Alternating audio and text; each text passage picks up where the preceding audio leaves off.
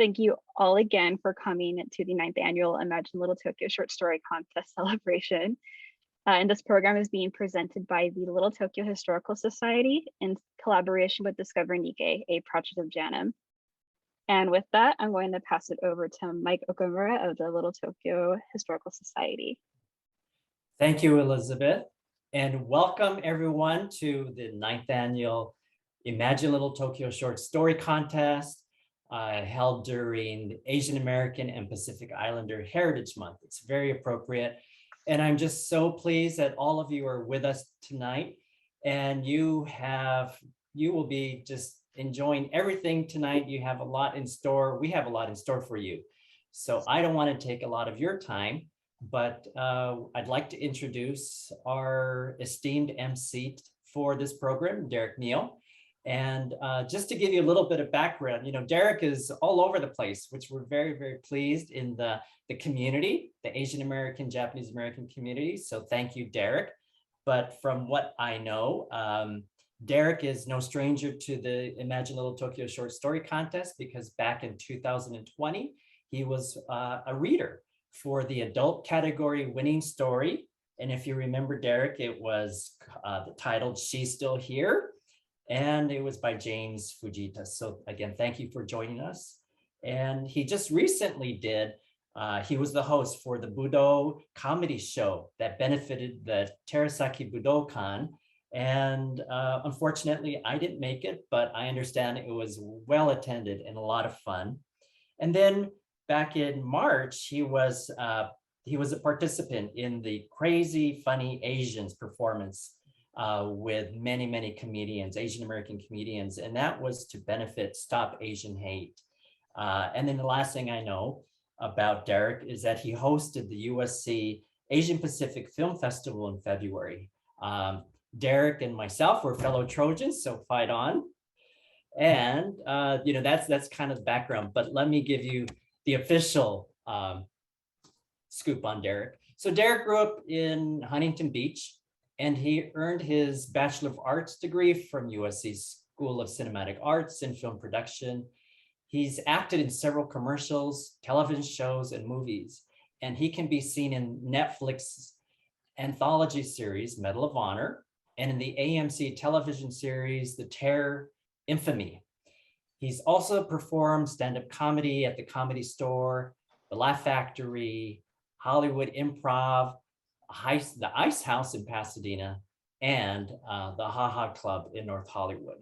So I'd like to introduce Derek. Derek, take it away.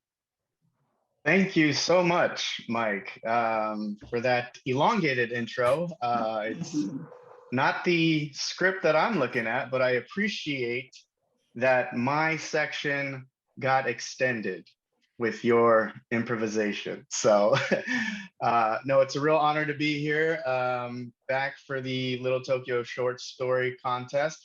I actually submitted a short story to the contest years back, and yeah, didn't get too far in the contest, but that's the moral, right? You got to keep writing, just keep going.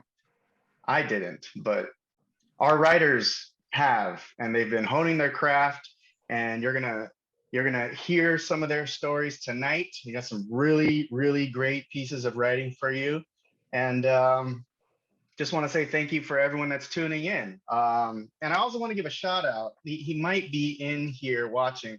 I actually got my start in the business because of a filmmaker from the community named Chris Tashima, who cast me in his film Day of Independence. So I just want to give a shout out to Chris. Seriously, that's where it all began. So I'll begin with our contest here. Thank you guys for tuning in. This past year, we've had to do a lot imagining inside of our homes, imagining our lives before the lockdown and imagining what life would be afterwards. I'm still imagining what my life is going to become. For our 9th annual Imagine Little Tokyo Short Story Contest, 67 entries from places as far as Nairobi, Qatar, Kyoto, and towns in Texas, and as closest here in our backyard in Los Angeles, vividly captured scenes of Little Tokyo and what this place means to us. And for me, I mean, yeah, while I was going to USC, you know, Little Tokyo was where you went to get some good Japanese food, you know, koraku, get some mabu ramen, and that's still what it is, you know, to me in a certain extent. But it's great that the Budokan is there to have a new space for us to gather. And yes, the comedy show was great, and we're gonna try to do another one in August. So stay tuned with that. But it's just been a really great place for the community, you know, to gather and to celebrate, you know, our history, our culture, and to share it with other communities as well. The Imagine Little Tokyo Short Story Committee was pleased with the number of entries and variety of topics ranging from fantasy, always fun to read some fantasy, to wistful romantic reminiscence, to historic drama. Not so many ghost or obake stories this year. I guess we covered that with the terror, right? So let's on to the next genre. The committee was also impressed with the high quality of submissions in all of the categories: adult English, youth, and Japanese. While people were socially distanced, they took the time to finally finish, in some cases, the first short story they had ever written. Just to complete a short story is an achievement, and we congratulate every person who sent in an entry. Tonight, we will reveal the winning stories in each category. First, a representative from the category judging panel will announce the winning story. Next, an award-winning stage actor will read the story, followed by a few words from the winning author. Let's begin with the adult category. First, representing the adult English category judging panel is Ellen Endo, veteran journalist and president of the Little Tokyo Business Association. She will announce the winning story, Tori, by Xueyou Wang. Little Tokyo's Yagura features prominently in this story of a man who is separated from his young daughter during the pandemic. Tori will be read by acclaimed actor Keiko Agena. She is best known for her series regular roles on the shows Prodigal Son, where she played Dr. Idrissa Tanaka, and Gilmore Girls, where she played Lane Kim for 7 years and reprised the role in Netflix's Gilmore Girls seasons. As an improviser, she's performed at UCB Sunset, New York, Iowa West, and is a recent addition to the main company of improv theater. In between, Agena has been a series regular on Hulu's The First and recurring on Better Call Saul, Dirty John, and 13 Reasons Why. As a guest star, she has appeared on such shows as Shameless, Scandal, and NCIS Los Angeles. Keiko has recently published an artist workbook, No Mistakes, through Penguin Random House. After the reading, Xueyou will say a few words. She's the daughter of immigrants from China. She grew up in the Midwest, the West Coast, and Sandy, Utah, a suburb of Salt Lake City. She received a bachelor's degree in English literature and creative writing from the University of Southern California. After earning her degree, she worked in Los Angeles as a substitute teacher, a summer school teacher, and a special education assistant. She is currently a graduate student at the University of Wisconsin-Milwaukee, where she teaches and studies women's and gender studies. Geez, does her resume ever stop? Her hobbies, good, she's got hobbies as well, include riding her bike, beading, and dancing. That's good because she's clearly doing way too much, and that's very impressive. So let's give it away to our readers now. I'm Ellen Endo, and along with Henry Furman and Hillary Jenks, we were the judging panel for the adult entries. We had really 10 wonderful entries. The caliber of writer was impressive, and we, at least from my standpoint, enjoyable assignment. Thank you for giving us the privilege of doing it. So, I just wanted to say a little bit about the the winning entry, I can't wait for you to hear it because it's intimate. It's got emotion and great characters, and I think you can't ask for much more. So I'm going to hand it off to Keiko.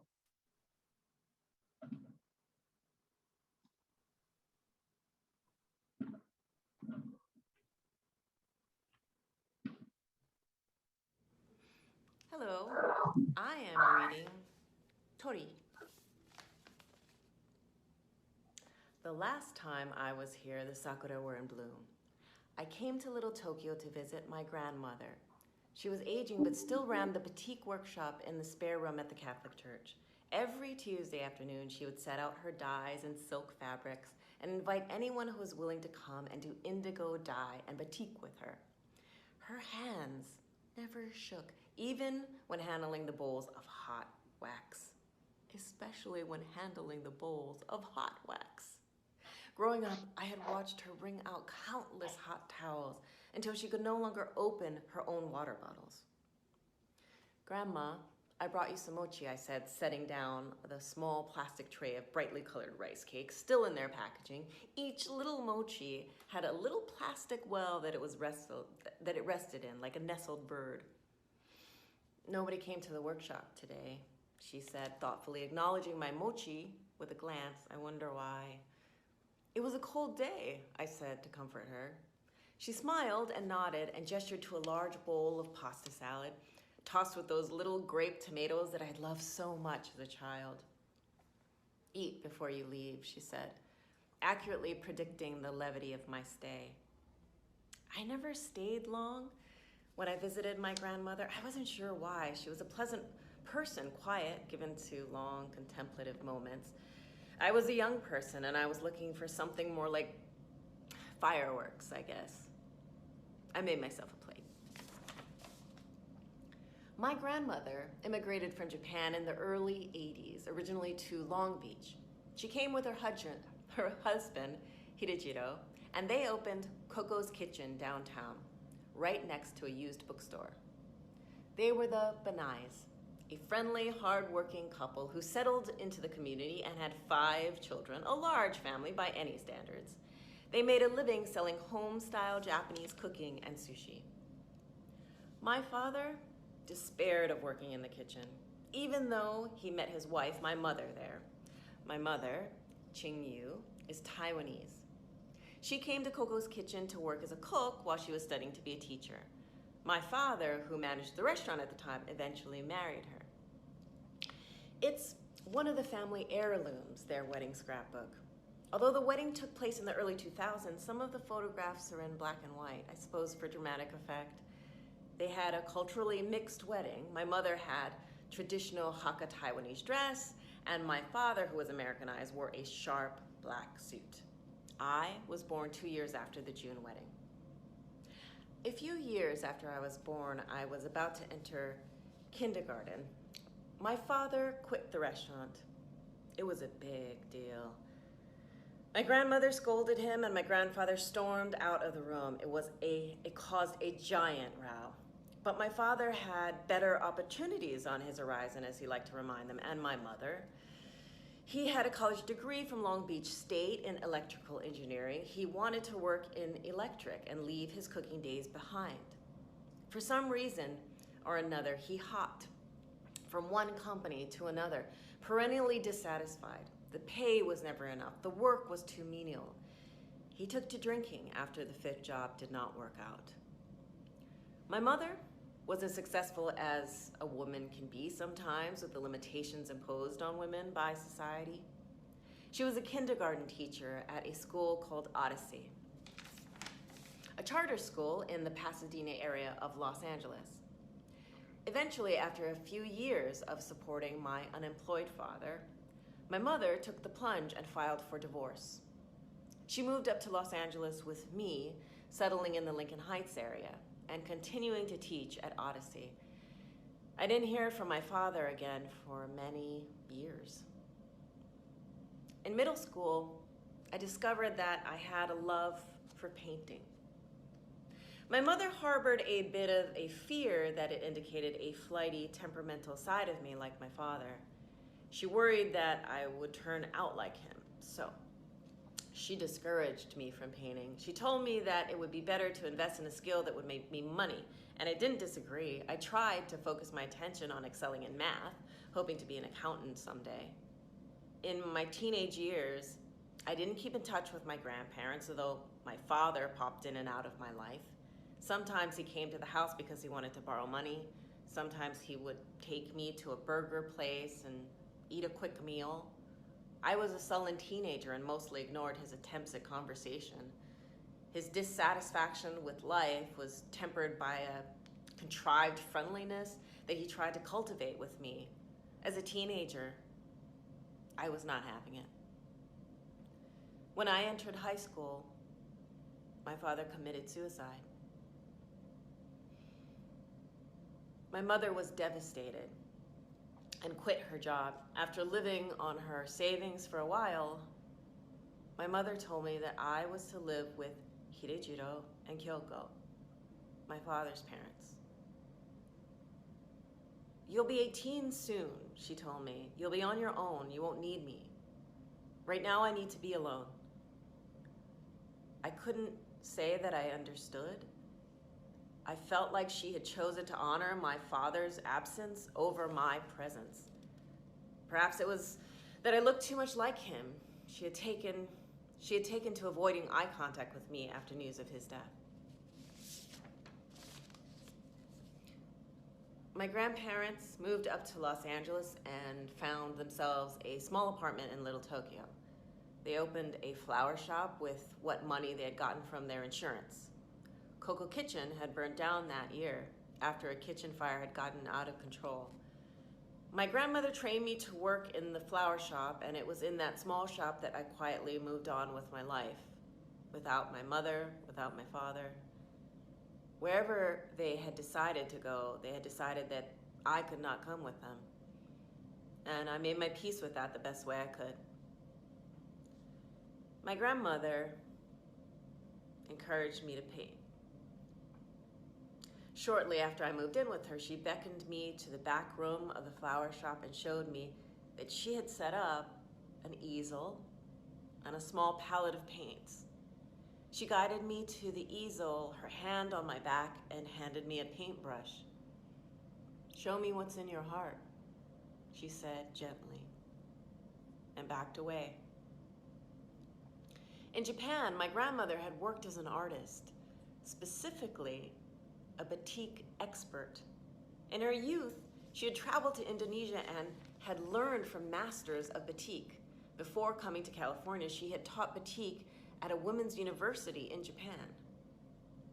I painted the days away, but at first it was difficult. I did not know what to paint. It was like nothing was coming to mind.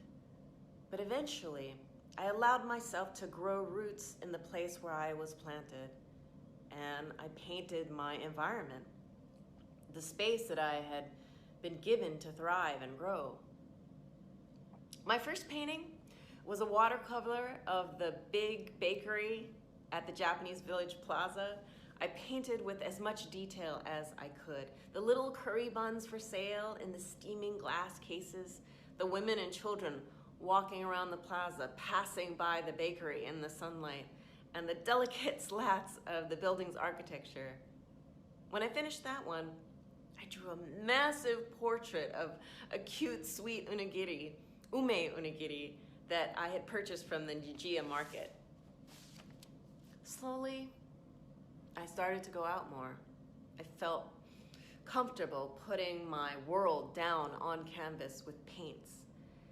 And because of that, a reciprocal relationship started where I also felt more comfortable going out into that world and letting myself be a part of that world.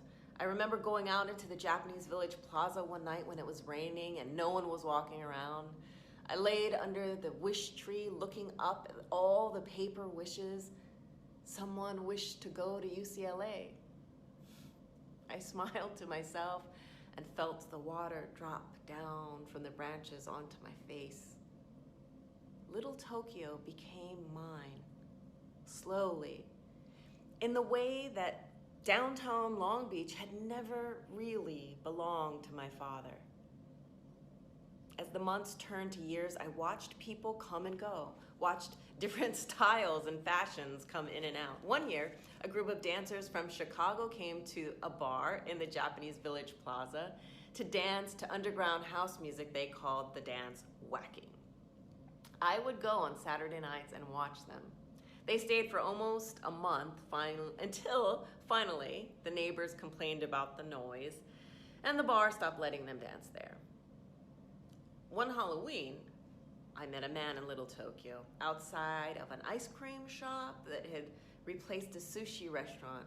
He was selling tamales that had been dyed orange and purple to look like the faces of jack-o'-lanterns. He was dressed in a Pikachu jacket and introduced himself to me as Aiden. If, at this point, you believe this is a redemption story where I find the romantic love that so evaded my parents, well, this is not that story. I met Aiden and we became fast friends. He introduced me to eating birria in East Los Angeles and we explored on bicycles. I showed him the secret best places to buy takoyaki and spam musubi. And one day, I painted him. He sat for me. I brought him back to the little flower shop and he sat patiently on a stool, his chin in his hand, elbow resting on his left knee. Brush stroke after brush stroke, I applied acrylic paints, trying to capture the complexity and colors of him.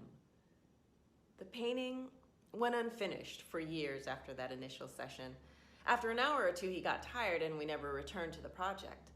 While the flower shop is long gone, the canvas settled into the dust in the back of my closet in my apartment, waiting for me to dare to work on it again.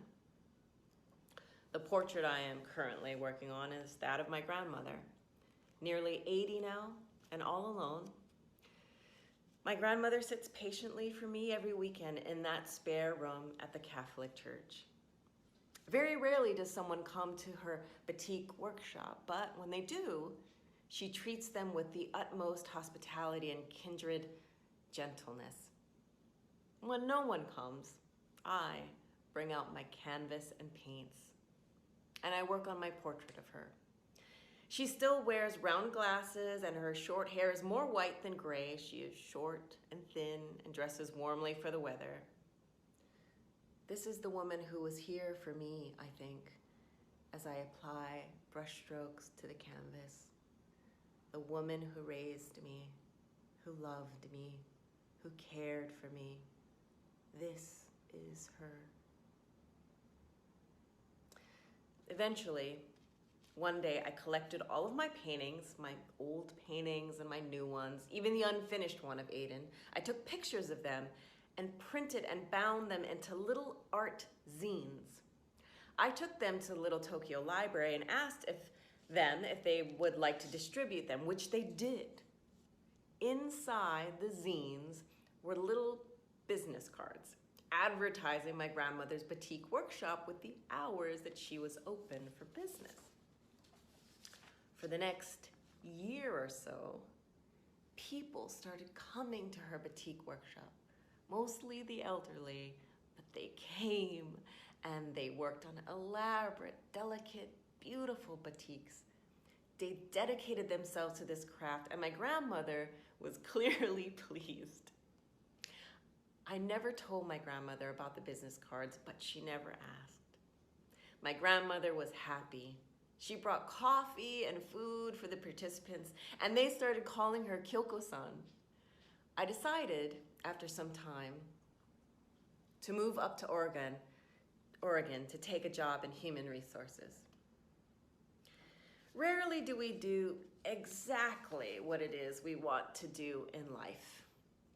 I didn't become a painter. Perhaps my mother would have been relieved. But I didn't live my life working in a kitchen either, like my grandmother or my parents. I never visited my father's grave, although I never harbored any hatred in my heart for either of my parents. Every Valentine's Day, I visited my grandmother in Los Angeles, and we would spend the day at JANM, or walking around in the Japanese village plaza. Those curry buns remained my favorite food no matter where I went. We would visit the Buddhist temple, and my grandmother would chant and burn incense. I would stay back and watch and wonder if when I passed, someone would be alive to remember me in this way. I had no children, no partner, no spouse, and it seemed unlikely that I would be remembered.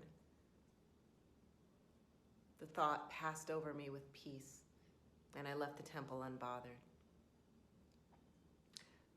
One day, I revisited the portrait of Aiden, which was lingering in the back of my closet. I tried to paint him from memory. When that didn't work, I looked at an old color photograph that I had of him laughing on a bicycle. I finished the painting and thought about sending it to him, although I was sure I no longer had his correct address. So I brought it with me on my annual trip down to Little Tokyo and hung it in my grandmother's apartment. I told myself that when my grandmother passed, I would find a new home for it. I looked out the window, watching the rain fall. For a minute, it seemed as if the portrait of Aiden was also watching the rain, and I thought about the richness of rain, watering the pavement in Little Tokyo like a garden bed. And what was I?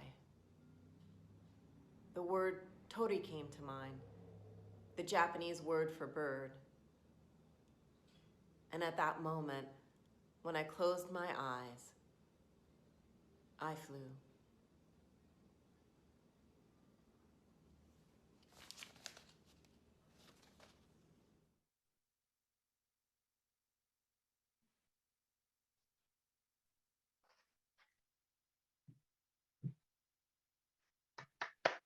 Woo!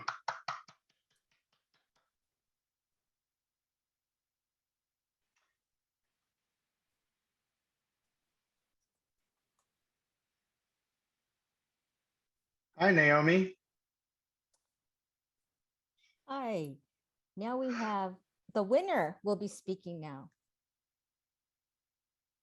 Hi, sorry, I didn't know if I was supposed to jump in and say something, but that was really cool. Thank you so much. Thank you for having me. I prepared like a few words to say, but I want to thank the Little Tokyo Historical Society. I want to thank the Japanese American National Museum and also Discover Nikkei, for hosting this event and also holding the short story contest. It's really been a pleasure to participate and kind of like reimagine the ways that Little Tokyo has kind of impacted my life. So it's a really cool experience. And I just wanted to say quickly, I think the magic of Little Tokyo and like what I was telling folks before when I joined a little earlier is that it really transforms between day and night, between buildings and different people. Like you can see so many different faces of Little Tokyo. Like I said, you can walk into the Japanese village plaza during the day and buy yourself coffee and bread. And if you go at night, there will be people dancing to Chicago funk music in a bar. If you go to the Catholic church on Hewitt Street, there'll be, an elderly Japanese woman teaching batik. It's just so many different multitudes that are contained within one neighborhood. And I think that's what makes it so incredible. And I'm not sure how much time I really have, but I wanted to say quickly that for me, this story is also about, people's flaws, but also like their dreams and ambitions, I think, as immigrants.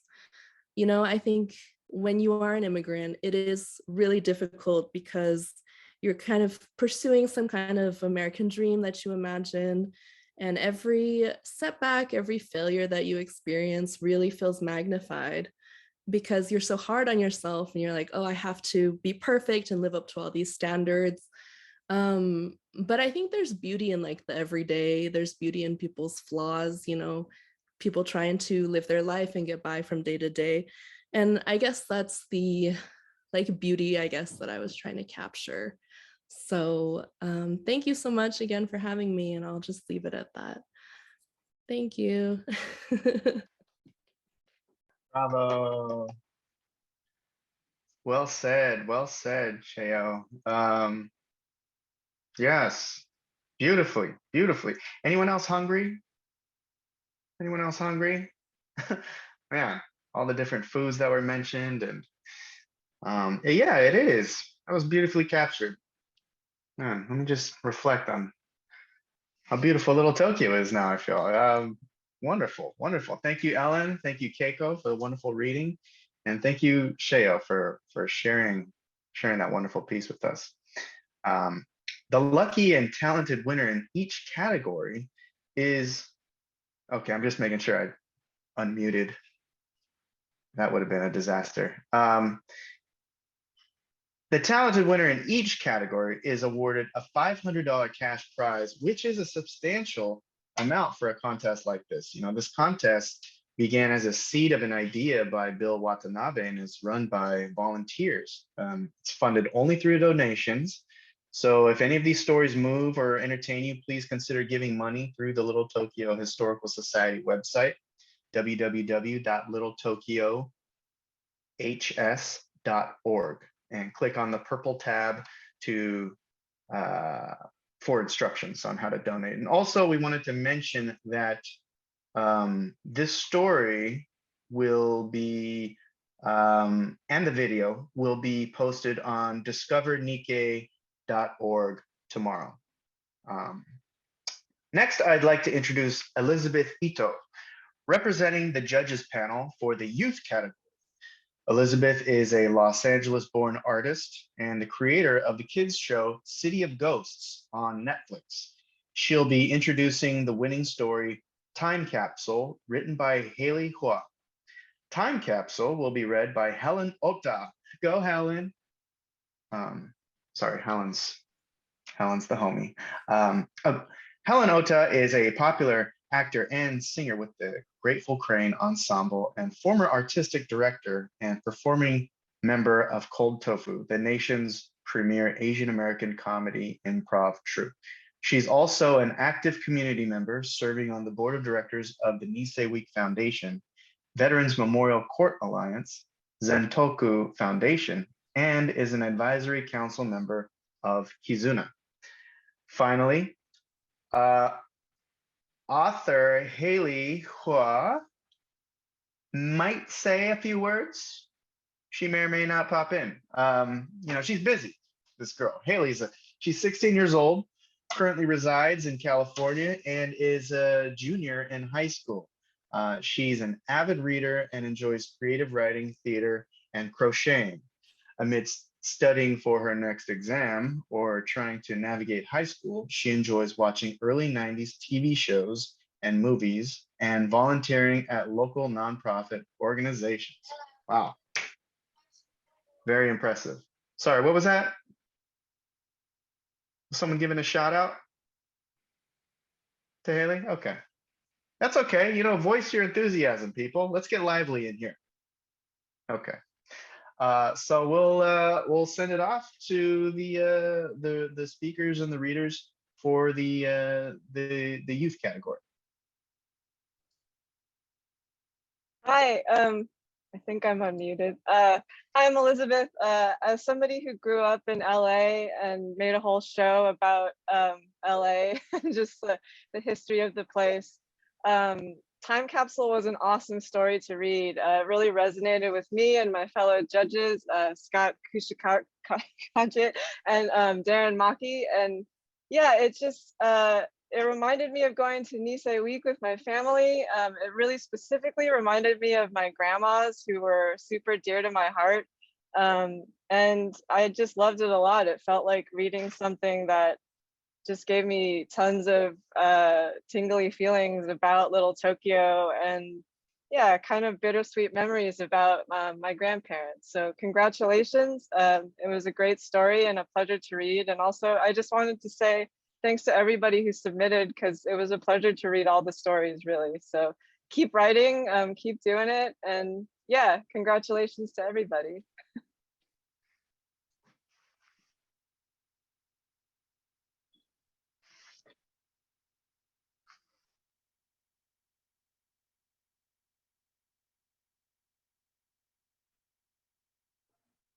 Hi, I'm going to be reading Time Capsule.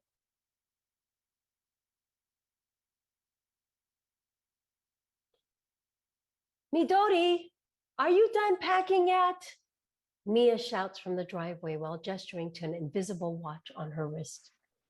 Yeah, I'm almost done, Midori half-heartedly shouts back. She quickly scans the barren living room of the studio apartment. The cramped apartment she had called home for 3 years of her life now felt lifeless.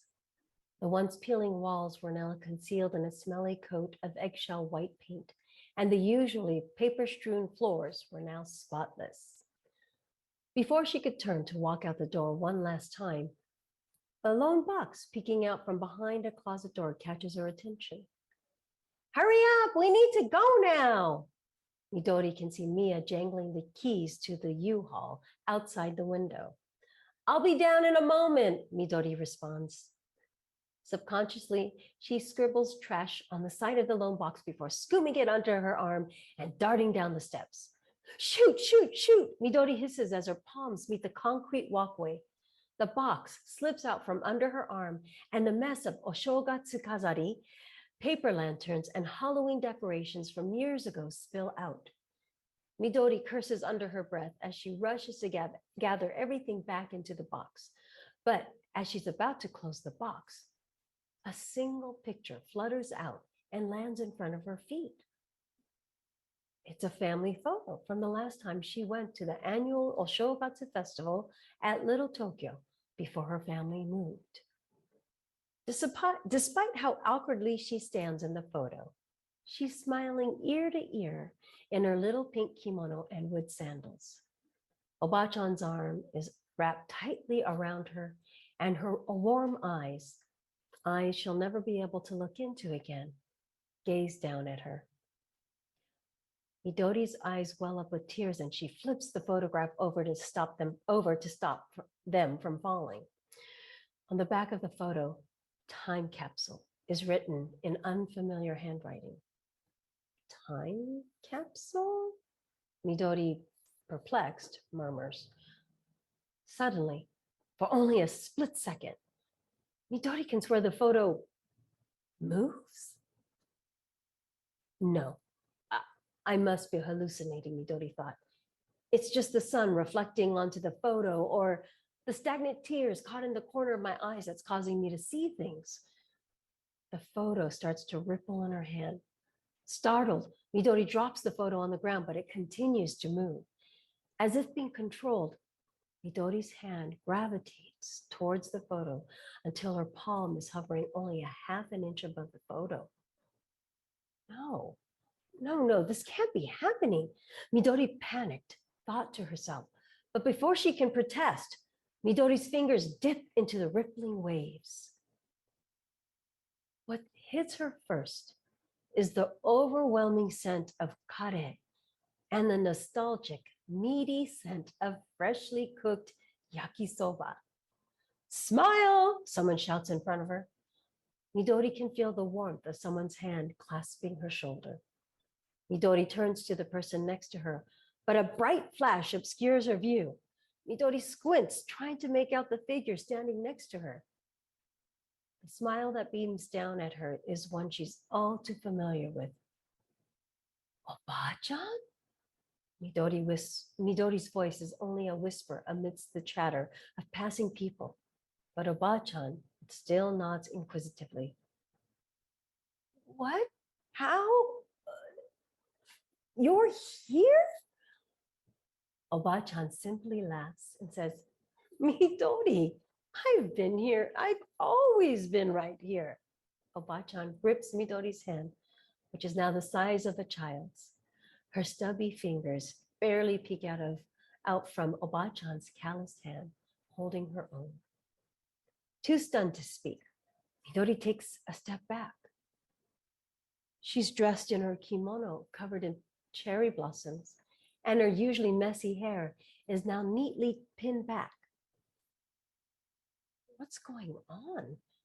Is this a dream? Midori pinches her arm through her kimono, but she doesn't wake up. Come, Midori, Let's enjoy the festivities. It's exactly like how it was all those years ago.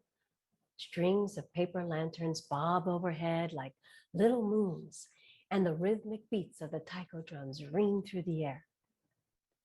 They head to rows of street food booths where the delightful scent of cumin and soy sauce wafts through the air. Oba-chan approaches a takoyaki stand. "One serving, please," Oba-chan calls out to the stand. Midori watches as the man behind the booth flips the dough balls with the utmost skill. Midori can feel her mouth water as he drizzles okonomiyaki sauce and sprinkles katsuobushi over the takoyaki. Oba-chan hands Midori a stick. This is all a dream. This is all a dream. There's no way this is real, Midori thought to herself. But the moment she took a bite of the hot takoyaki, a salty concoction of dashi and octopus melts across her tongue. "Do you like it?" Oba-chan asks while reaching to wipe off the dribble of sauce stuck to the corner of Midori's mouth. Midori tries to speak, but her mouth is full of takoyaki. They stop at every booth, collecting cartons of snow white daifuku with scoops of warm red bean and stuffing karaage chicken until her cheeks puff up like a chipmunk's. Midori could hear the harmony of flute and drums play over the bustling sounds of the crowd and the sharp sizzle of frying yakitori. The Hino Shishimai has already started. Do you want to go watch it? Oba-chan asks her, pointing to a gathering of people.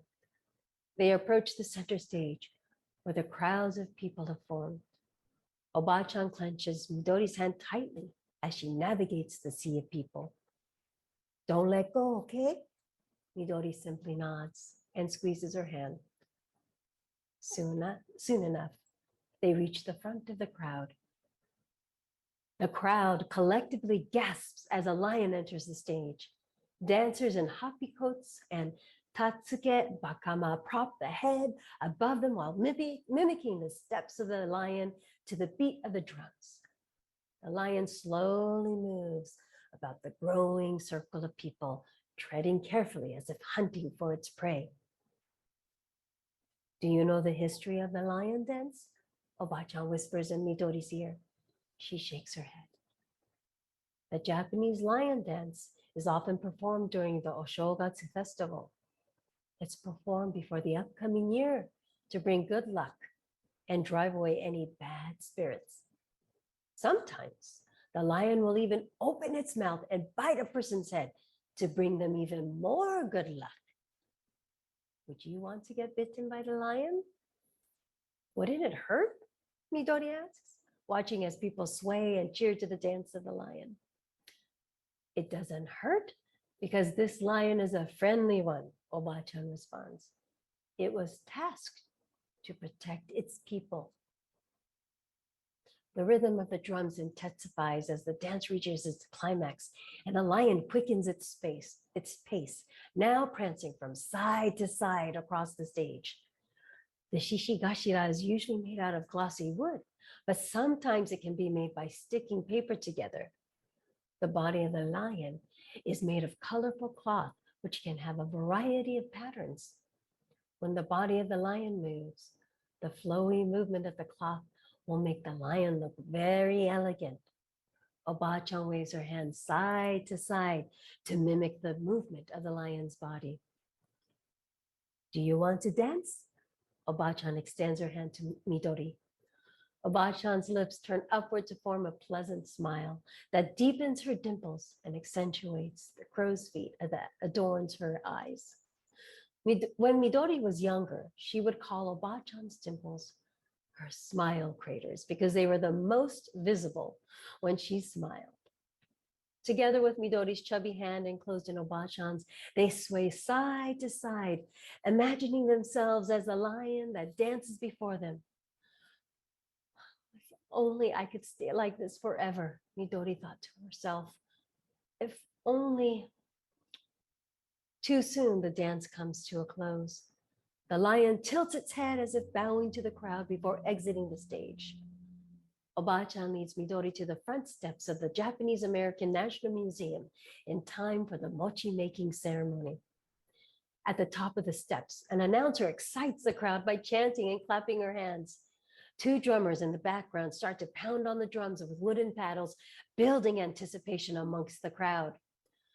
No matter how many times Midori has seen the ceremony, she's always awed by the mochi maker's skillful incorporation of choreography and acrobatics while simultaneously pounding the mochi.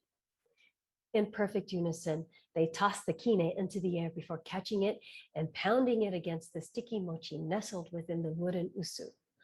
Look at that, everyone! Look at the tricks they can do! The announcer shouts enthusiastically, prompting the crowd to gasp in amazement as the mochi masters continue to flip the kina in the air without ever faltering. It's amazing, isn't it? Oba-chan nudges Midori, awakening her from her trance. It's incredible what they can do, Midori responds, her eyes glued to the dancing masters. Did you know that the oldest shop here in Little Tokyo is a mochi shop? Oba-chan asks. Really? No matter how many times Midori had been to Little Tokyo, she never truly delved into its rich culture and history. It's the Fugetsudo confectionery, the one that has the rainbow dango you love so dearly. It's over 100 years old. Midori can barely grasp what she just heard. Her favorite mochi place is over 100 years old. And your Oji-san and I used to go there every weekend to eat their fresh mochi. My favorite was the ugu-isu mochi, and your Oji-san loved the inaka manju. Midori could see Oba-chan's eyes water as she reminisced about the past, a feeling Midori was all too familiar with. This time, Midori was the one to reach for Oba-chan's hand. The day's novelties had come to an end. The movement of the crowd has fizzled out to a slow trickle, and sounds of frying food have been replaced by the clink of silverware being packed in boxes. Midori nibbles on her last piece of mochi with the hopes that it will allow her to savor its sweet taste for days to come. Midori, I want you to have this. Oba-chan extends to her the photograph they had taken earlier. It's the same picture that Midori had found while packing up at the apartment. Why do you want me to have this? Midori implores, hoping it will give clarity to the mysterious nature of the photograph. I want you to continue to explore your culture and heritage like you did today. I want you to keep exploring you. Oba-chan taps Midori's chest. Everything you experience today is a part of what Japanese culture means. The food, the mochitsuki, the shishigashira. It's all been preserved in places just like Little Tokyo.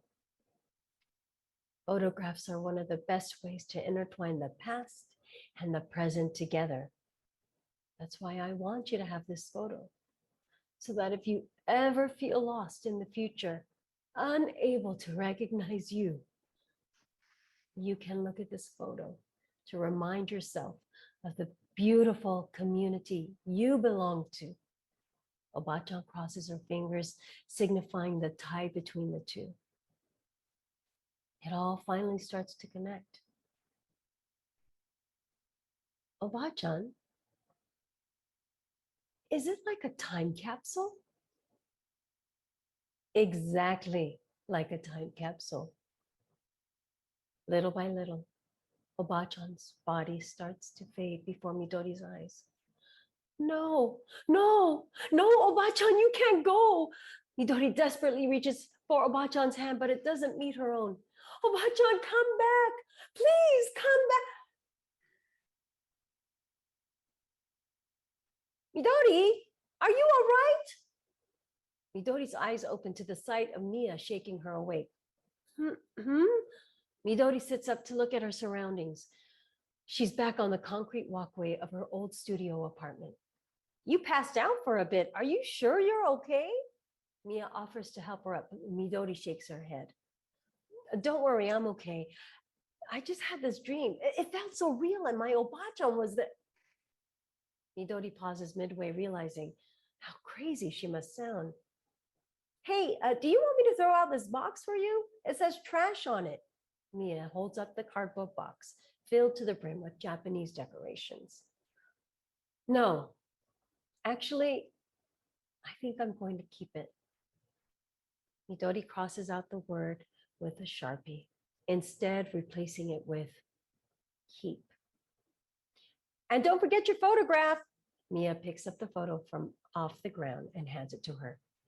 The photo doesn't move at all, even when Midori holds it. Even the words, time capsule, that was written on the back are now gone. Midori clutches the picture to her chest, echoing her grandma's words inside her head. Hey, could we make a stop on the way? It shouldn't take too long, Midori asks. Sure, where do you want to go? Little Tokyo.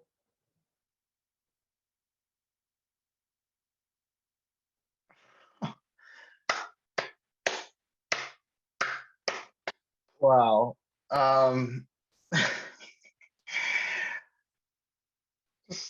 It's whew.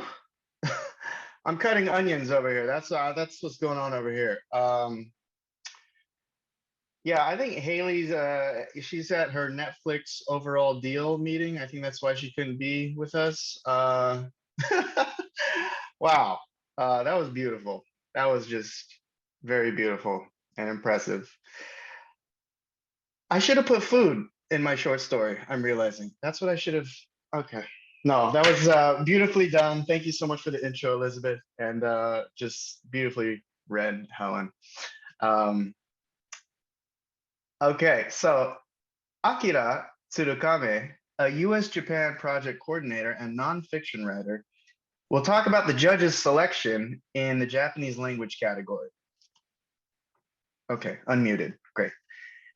In the Japanese language category, Oshiete, Tell Me, written by Mutsuki Nao. Oshiete, Tell Me will be read by Megumi Anjo. Megumi Anjo is a Japan-born actor, singer, and accredited master of Japanese traditional dance. Moving to the US in 2011, she performed in the musical production The Pirates of Penzance at West Valley Playhouse and completed the applied music program Vocals at Los Angeles Valley College. She has played various roles in such productions as Hymn to Otsuchi, VIP LA, and the 4th season of NBC's Good Girls. Most recently, she made her major US screen debut in Licorice Pizza. And I recently met her at a mixer. Sorry, not to make this about me, sorry. Lastly, we will hear from the winning author, Mutsuki Nao, her pen name, a freelance writer who was born in Kyoto in 1991. She graduated from Kyoto Seika University and studied abroad in Boston. Her hobbies include writing inspirational, creative works, traveling, shopping, and visiting cafes. Take it away.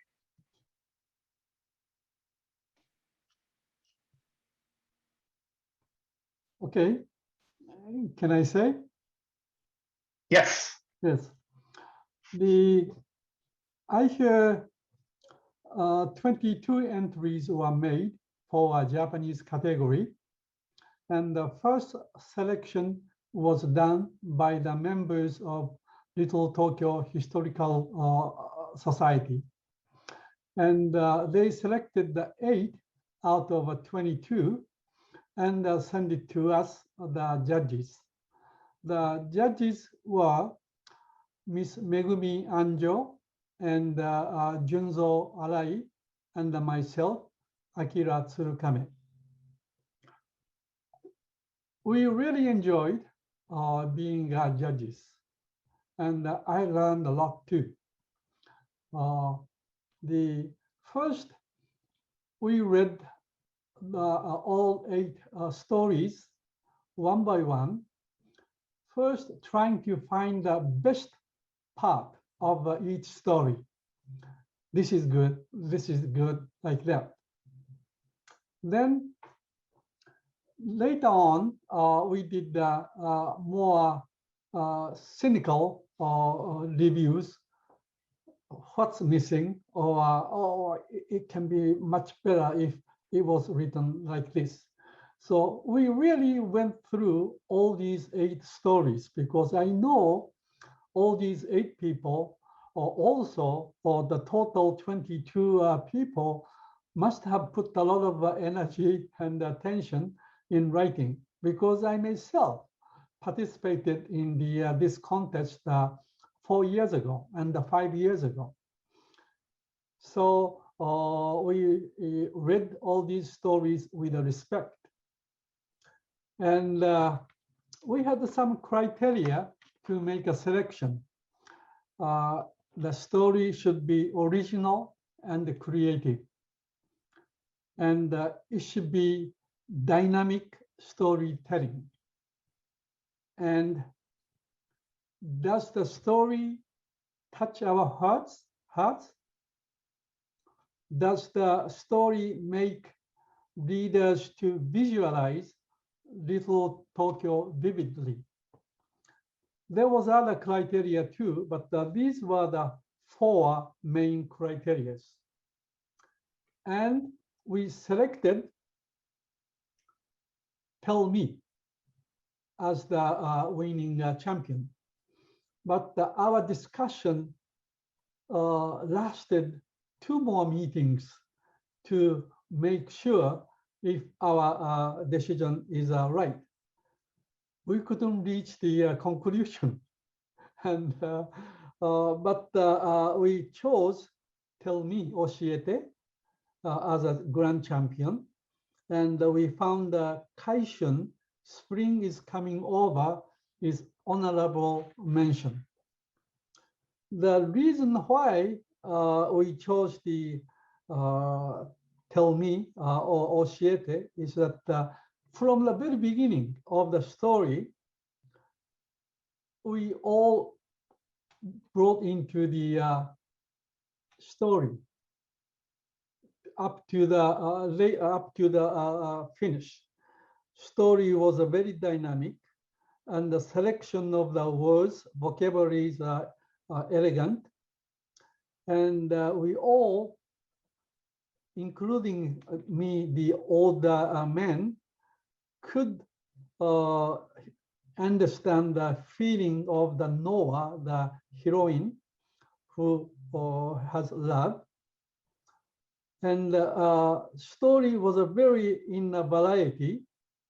And we thought this is rather unique for the contest.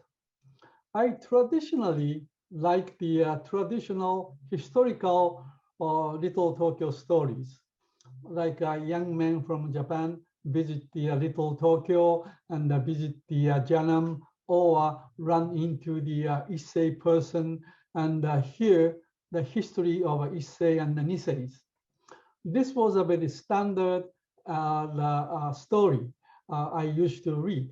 But this time, all these 8 stories, 2 are traditional historical, but the other 6 was very fantastic and also romantic, a little bit different from the short stories I read in the past.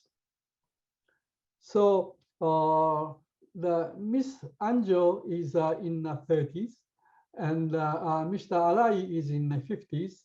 I'm in the 80s. So there is some gap between the perception.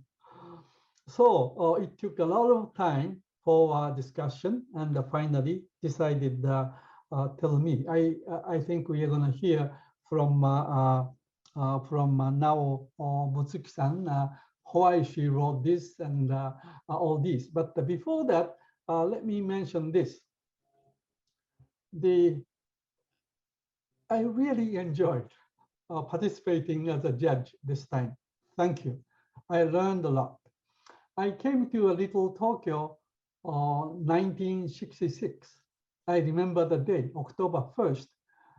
And my first food in America was in Little Tokyo at a restaurant named the Sugar Bowl restaurant. It's gone many years ago. And after Sugar Bowl, it became a Ichiban restaurant. It's gone now. So I feel like I'm a time capsule.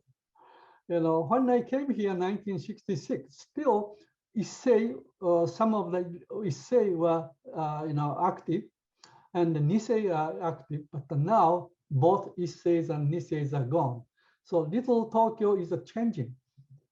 And our choice of the story reflected that change.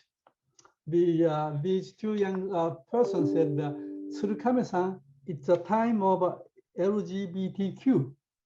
So the Tell Me is a story of a lesbian young lady, 18 years old. And there is a description of a sex, so which was rather unusual from my past reading of the Little Tokyo contest. But it means the change of the Little Tokyo and also more possibility, opportunity of a Little Tokyo. So we are so fortunate and we are so happy that we could choose Tell Me as our winning story. I hope you enjoy it. Thank you.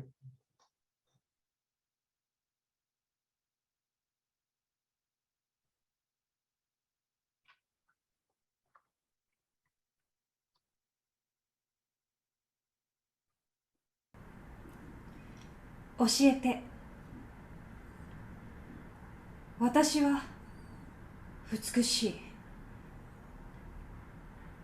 パパからノアがこの世で一番可愛いよと言われて育ったから、何の迷いもなく自身が美しいのだと物心ついた頃から知っていた。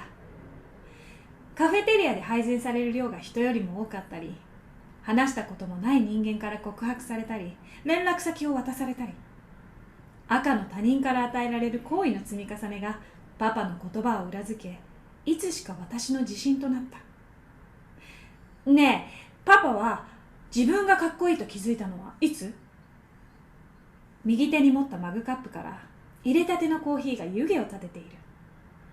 シカゴで開催される学会に参加するため、早朝に家を出たママを見送り、一息ついていたのだろう。もしママが今この場にいたとしたら、こんな質問はしなかった。男女差別の激しい日本を飛び出し、海を渡ってアメリカで教授になった度胸も勇気も間違いなく尊敬に値するけれど、事実としてママは美しくはない。160センチに届かない身長と適当にくくったポニーテール、化粧っ気のない平らな顔と地味な洋服。勉強しなさいと叱る声は低くて男みたい。多分ノアと同じくらいだよ。口角をキュッと吊り上げるパパの笑い方が大好き。若い頃モデルをしていたパパは年を取った今でも十分にかっこいい。すらりと伸びた手足と輝く金髪に、晴れた日の空みたいに透き通った青。優しくって人懐っこい性格。パパと出会った人はほぼ全員パパのことが好きになる。私のすべてはパパ譲りで、ママのかけらはどこにも見当たらない。そのことに深い安堵とほの暗い優越感を覚えたのはいつだったかもう思い出せない。パパだったらスーパーモデルと結婚だってできたのに。言外にママは美しくないと伝えた私の意図にパパは正しく気づいてくれた。静かにマグカップをテーブルに置いてからまっすぐこちらを見据えて言う。ママよりも魅力的な人はいないから。その言葉が本心だと見抜けないほど、私はもう子供ではなかった。ずっとパパがママを見つめる眼差しの温かさに混じる何かの正体を探っていた。その何かお一人では見つけられないと理解した私は、一個上のアレックスと付き合うことにした。彼の震えた声とほのかに赤くなった目尻がそれを教えてくれると思ったのだ。付き合って1ヶ月記念日の放課後、彼の部屋でセックスをした。冷房はちゃんと効いているはずなのに、たくましい上半身から私の胸にポタリと汗が落ちてくる。太い首に回した指先から伝わるやけどしそうな熱さと、歪んだ眉毛の下で濡れた薄緑の瞳が彼の興奮を物語っていた。生理現象で出た声が目の前の男を正しく煽るのだと観察できるくらい冷めた私とは対照的に、俺を見てよ。ほとんど泣いているような顔で彼が私の視線を求めたのはことが終わってからだった。見てるよ。本当で嘘でもあった。私と彼が意味するそれはあまりに違うものだったから。部屋に充満する沈黙に居心地が悪くなり、ベッドの下で散らばっていた服を拾い、素早く身につけ部屋を出た。寝たふりの背中がかすかに震えていたのには気づかないふりをした。背が高くてサーフィンがうまくて顔だって悪くなかった。香水や服のセンスがいいところも好感が持てた。キスもセックスだってしたのに一度も彼を知りたいと思えなかった。つまるところ、彼は私に恋を教えることはできなかったのだ。夏休み最後の週末、午後3時、リトル東京はたくさんの人であふれ返っている。今すれ違った男の子、この前インスタで見たナイキの新作履いてた。あの女の人のハイウエストデニムはルージュのかな。ブルネットに似合ってておしゃれ。ちょっと前までいかにもナードですって感じの人たちばっかりだったのに、最近のアニメブームはそれまでアジアの文化なんて気にもくれなかった層にも届いているのだとノアは実感した。古ぼけた日本食レストランの前を通り過ぎる際、店頭に飾られたうどんの模型に目が留まった。年季が入り汚く変色したそれをなぜ捨てないのかとノアはいつも不思議に思う。すぐ隣のビルには日本語教室開催中と書かれた真新しい看板が立っている。ここに無理やり連れてこられた時の記憶が浮かんで、ノアは眉をしかめた。漢字を覚えることが苦手な私にとって日本語を勉強することはストレスでしかなく、散々嫌がったのにママは絶対にやめさせてくれなかった。どれだけ嫌がっても日本はあなたのルーツだから。泣きじゃくる私にママは繰り返しそう言い聞かせた。一度も行ったことがない国を自分のルーツだと認識しろなんて無茶だと反論しようとしたけど、ママのあまりの剣幕に気をされてかなわなかった。それも先月で終わった。クラスの対象年齢は17歳までだからだ。手元に残ったのはある程度の日本語能力とダオさんの連絡先だけ。赤い提灯が飾られた広場の隅に目当てのタピオカ店はある。台湾発であるその店は粉ではなく茶葉を使った本格的なミルクティーが看板商品で、流行りの移り変わりが激しいロサンゼルスでも根強い人気を誇っている。ノロノロと空を切るように手招いている招き猫を乗せたカウンターでミルクティーを2つ注文する。ちょうど客足が途絶えたタイミングだったから、ものの3分も経たずに商品を受け取ることができた。氷がゴロゴロと入っているカップは強い日差しでほてった両手を気持ちよく冷やす。ベンチに腰掛けスマホを取り出したところで、背後から私の名前を呼ぶ声が聞こえた。ノアちゃん、久しぶりね。彼女の片言の日本語を鼓膜が拾うとき、いつも目頭がじわりと温かくなる。お久しぶりです。嬉しさに思わず大きい声が出た。元気だった？はい。ダオさんはどう？元気よ。ミルクティー買ったから飲みましょう。飲みましょうなんて大人なのだと思われたい一心で慣れない敬語を使う自分を内心で恥じる。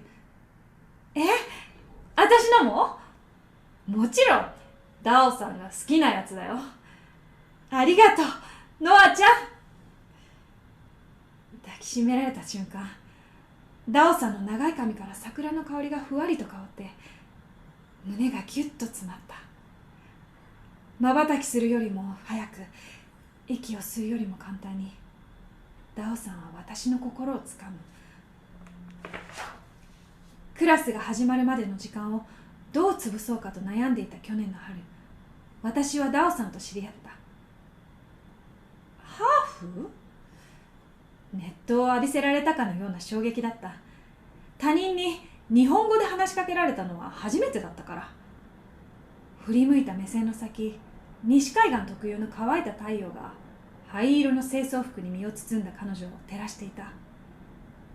うん、そう答えた私にダオさんは異国で友達を見つけたようにほっとして、長いまつげに縁取られた目尻を柔らかく下げた。やっぱり私も母がベトナムで私は日本人よね。私がハーフってなんでわかったの？口から勝手にこぼれた疑問が彼女の言葉を遮った。ほとんど義務に近い衝撃だった。それまで日本人の血が入っていると見抜かれた経験がなかったから、どうしても理由を知りたいと思ったのだ。分かったから。誇らしげな様子で彼女はそう答えた。説明ができるほどの日本語力がないのか、そもそも説明する気がないのか。私、ダオ。あなたは？ノア。茶色に染めたバサバサの髪に丸くて低い鼻、そしてカラスのように真っ黒な瞳。パパに似ていない人を綺麗だと思ったのもそれが初めてだった。会うのはいつもこのベンチだった。私から授業終わりに日本語を教えてあげると持ちかけた。ダオさんの収入では生活するのに精一杯で、日本語教室の月謝が払えないと知ったから。本当の理由は自分の勉強にもなるし、なんて嘘をつくほどダオさんのそばにいたかったからだ。この感情はおそらく恋だと感づいていた。だってこんなにも息苦しい。いつもダオさんの声を聞きたくて、何をしているのか気になって落ち着かなくて、リトル東京にあふれる日本語を救ってダオさんと共有することは、それまで生きてきた年月のすべてになった。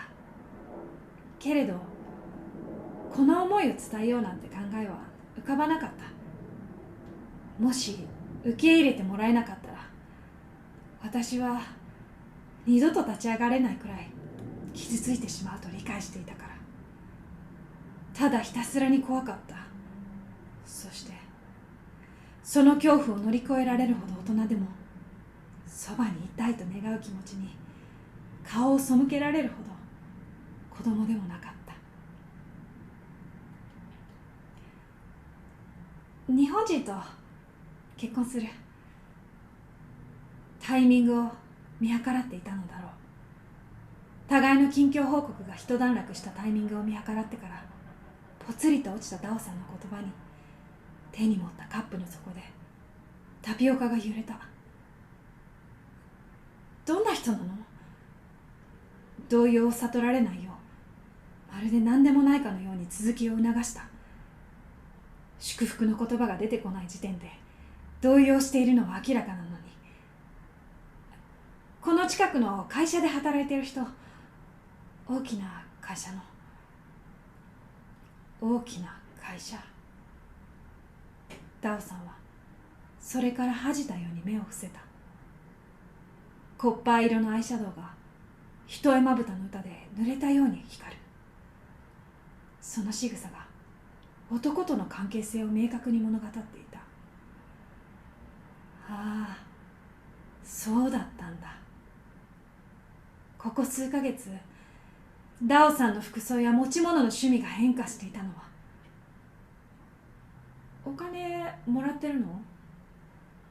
感情がすっぽりと抜け落ちた声は紛れもなく私が発したものだった。そう。口をかすかに開けてつぐんで、そしてまた開いたダオさんは震える声で続けた。頑張ってアメリカ来た。なのにお金安い、汚い、好きなもの買えない。でもタケはお金くれる、かわいいって言ってくれる、大きな会社で働いてる。だからダオさんは悪くない。あの時とはまるで違う強い意志を掲げて、私はダオさんの言葉を遮った。絶対に悪くない。目の前の黒い瞳が音も立てずに済んでいく。ノアちゃん？いいんだよ。私が教えた日本語でずっと聞いていたいあの声でタケと言葉を交わすダオさんの姿を想像すると、喉奥から熱い何かがこみ上げてきた。なんでノアちゃん泣くの？細い腕が優しく私の体に巻きついた。偽物の桜の香りが顔の隣で頼りなく揺れる。あなたが好きだからだよ。好きで好きで仕方ないからだよ。飲み込んだ声が痛んで吐き出しそうになる衝動を必死にこらえる。おめでとう。幸せになってね。笑顔と日本語のクラスで習った例文を無理やり引っ張り出した私は、タケが死ねばいいと本気で思った。紛れもない殺意だった。金を払うことでしか関係性を築けない男なんて軽蔑する。どうせブサイクで醜く太っていて背だって低いのに、なぜか偉そうな日本の政治家みたいなやつでしょ。私の方が可愛くて綺麗で美しいのに、ダオさんのこと誰よりも好きなのに。でもそれではダメ。ダオさんに欲しがられなくちゃ意味がない。でも結婚したダオさんが私を恋人として欲しがってくれるなんて奇跡。きっとこの先も起こらない。ありがとう。お気に入りのブラウスにダオさん、初恋の人が流した涙がにじんで、そしてそれからすぐに消えた。ダオさんと別れ、パパの迎えを待つ間、私は私の中のダオさんをなぞって傷つくことにした。どうしても必要な作業だった。日本語をたどたどしく読み上げる人工的なピンクに彩られた唇、濡れたビー玉みたいにツヤツヤした瞳、いつまでも聞いていたくなる少し高い声、雨が降った後の湿った地面のような滑らかな手の感触、少し左にわずかに左へ寄っている前歯、長いまつげから落ちた影、割り箸を滑らかに動かす薄紫色に塗られた指先。ダオさんがあんなに嫌いだった日本語が私の一部となっていく。手のひらで震えたスマホがパパからの着信を知らせた。うつむいていた顔を上げる。未だ潤む視界をそのままに。提灯から漏れる光で赤く染まった広場をノアは歩き出した。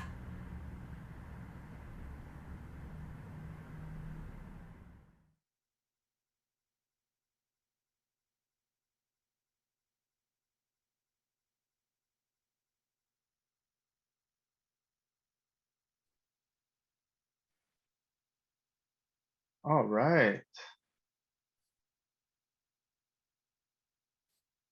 Wonderful job. Do we have Mutsuki Nao here?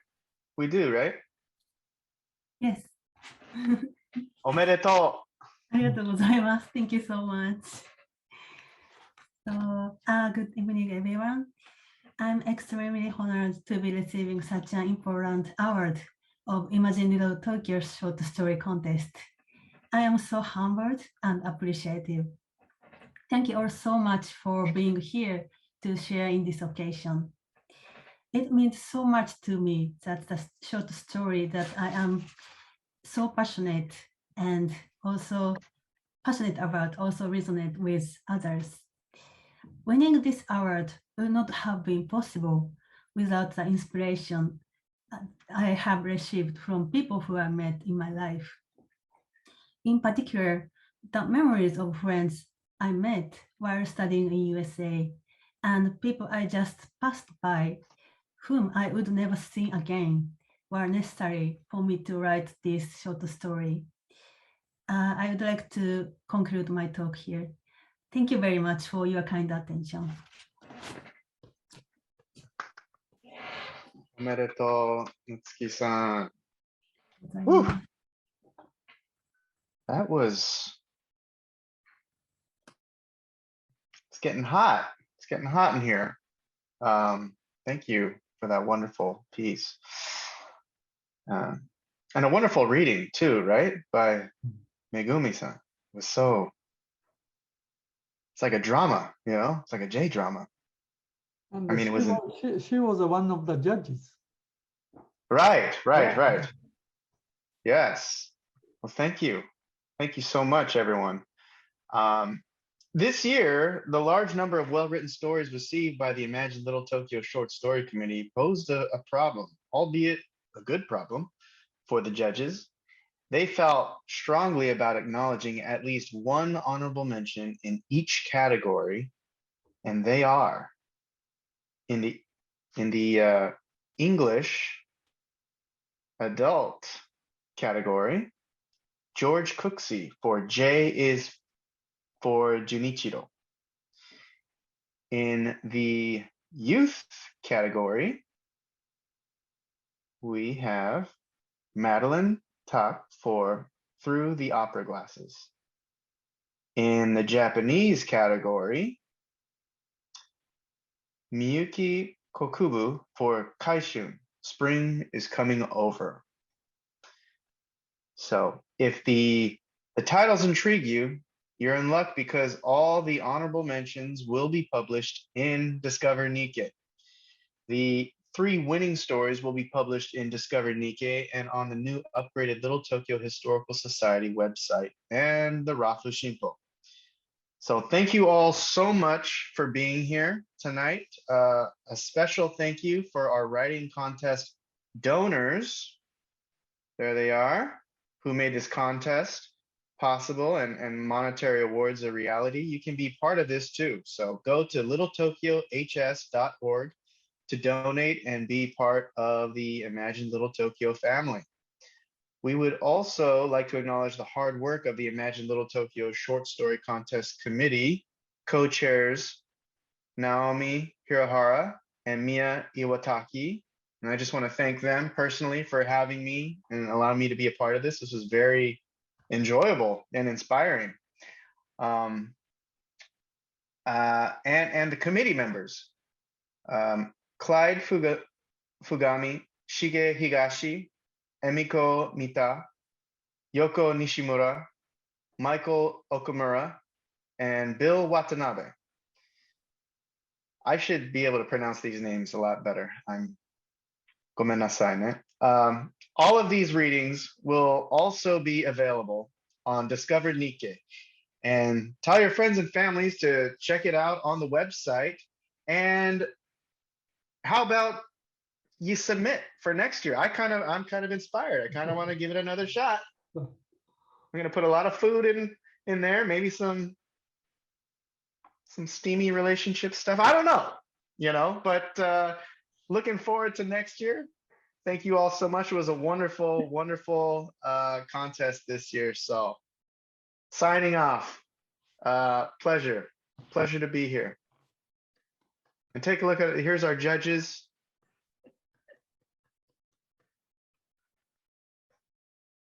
Should I try to say them? Yeah. Ellen Endo for the English adult section. Henry Furman, Hillary Jenks, and the youth section. Elizabeth Ito, Scott Kushigemachi, Darren Maki. And for the Japanese program, Megumi Anjo, Junzo Arai, and Akira Tsurukame-san. Arigatou gozaimasu, minasama. Yay! Konbanwa. Awesome work, committee. Thanks for We did coming, it. everyone. Thank you, everybody. Thank you. Next year, 10 years. Thank you. Oh, 10 years next year. Tune in. Tune in. Please donate. Please donate. And join our committee. Yes. Join the committee.